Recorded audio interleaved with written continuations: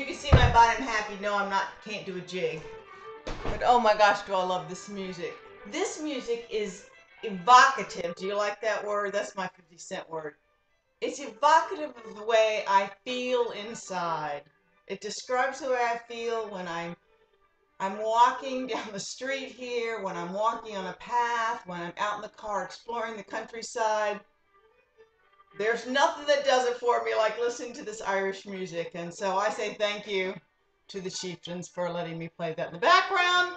No harm, no foul, YouTube. Let me shut the door so you don't hear it so much.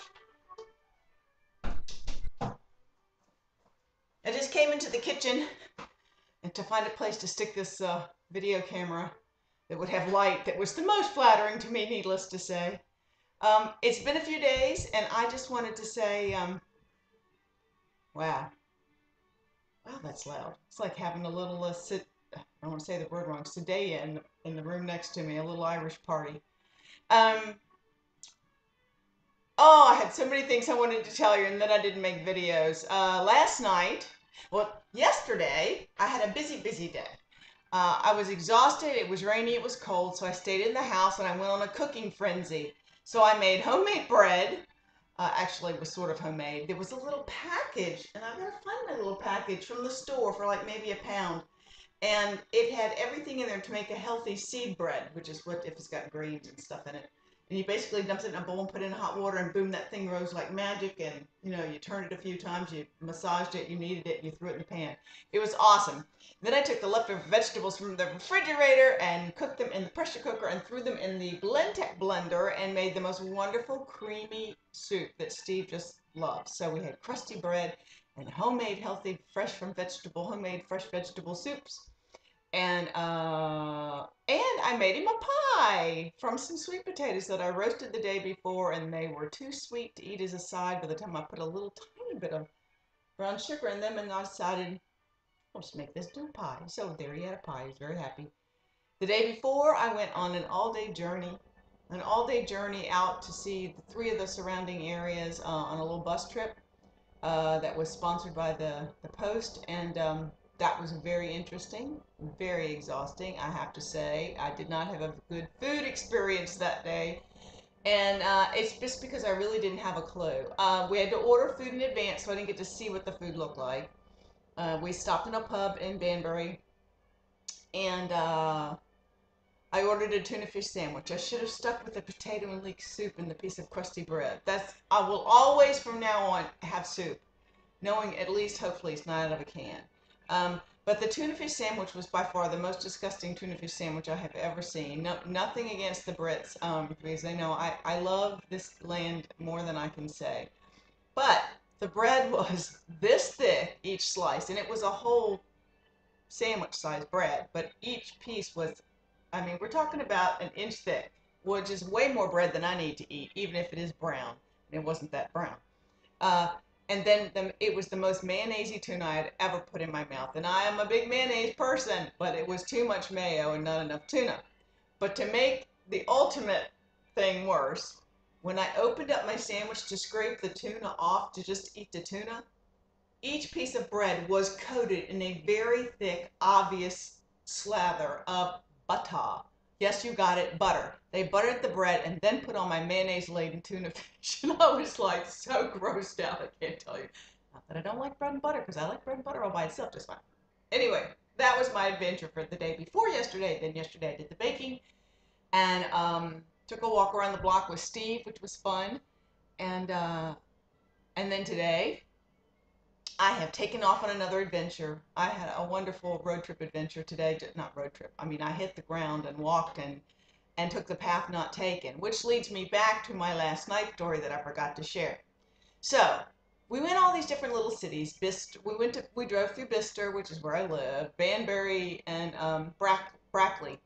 And we went in their little visitor places and picked up maps and walking trails. And I said, well, I want a walking trail. I want to understand some of the pathways through close to my neighborhood. They're through another neighborhood, but there's so many bike trails that I really don't have a clue where they go. And I'd really like a map that showed me that. So I thought, well, there's a visitor center in Bicester I hadn't been to. So last night I made Steve take me over there. And it's attached to the high-end Bicester Outlet Mall. And when I tell you it's high-end, I mean, we're talking Valentino, we're talking, uh, okay, see, my mind's gone. Dior, we're talking, I mean, we're talking everybody above Coach level even. I mean, these are like European high-end retailers. Hardly an outlet mall. They can call it what they want. Anyway, I'm sure they sponsored the beautiful little building in which the Bicester Visitor Center is held, and it was um, it was the antithesis of the spirit of Bicester to me. I walked in there; it was just like the rest of the mall was, and which was full of very wealthy foreign people, very few Brits. Um, anyway, which is fine, great for the economy. That's what I say.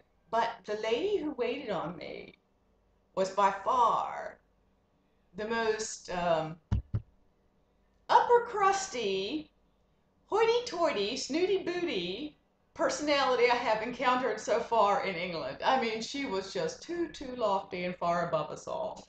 And I felt like common white trash going in there asking for some stuff about the local area, realizing this was not the place I needed to be, although I don't believe there is anything else, except there's a little building in Garth Park where I've posted some pictures. It's like the marriage registry's there and probably the little local offices for things. And I'm sure if I went in there, it would be a whole nother story and they might have a few things. But this woman didn't even want to stop to bother. She wanted me to take the things off the wall and leave her alone.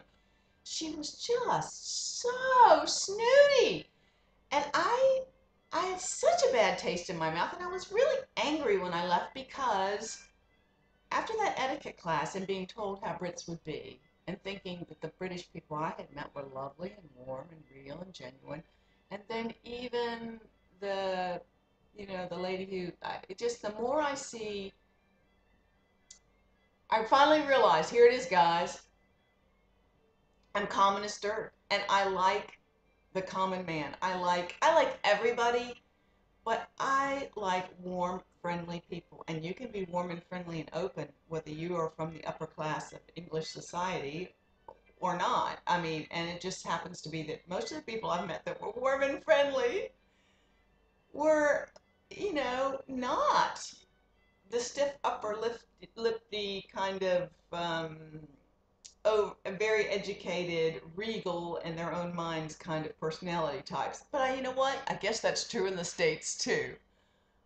I just like people, and when people give me the old nose in the air thing, I don't care if you're from the States or you're from the UK. It just does not bode well for me and you. So anyway, that was it. I was loaded for bear last night. You would have gotten a big tirade about my experience, but Steve was home and I couldn't make the video.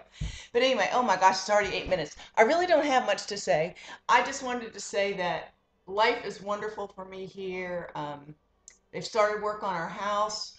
I'm supposed to go tomorrow to help pick out some tile for the bathroom.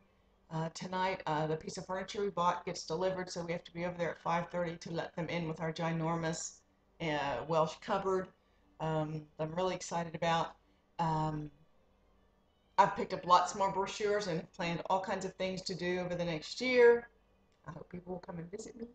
Uh, but I'm great. I'm absolutely great. I don't think I've ever been better. As a matter of fact, I know I've never been better. It's like everything has come together inside of me all at one time, and for Steve too. I mean, my husband is drinking green smoothies for breakfast and never complains once. As a matter of fact, I can already tell it's making him feel better.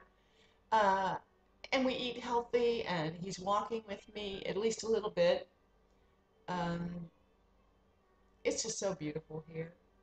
It's it's almost like the land that I was meant to be in. Have I already said that?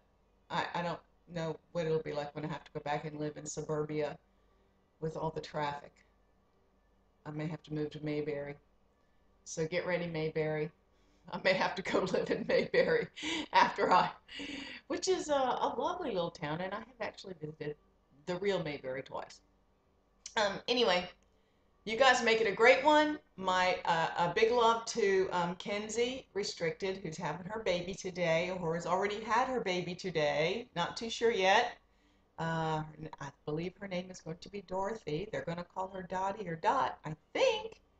Um, and a big shout out to my friend Tony, Mrs. Skinny Britches, who's celebrating her 1 year surgery and is working through having another surgery on her hand um, and some nerve issues there. So I want you to know, Tony, I've been thinking about you a lot.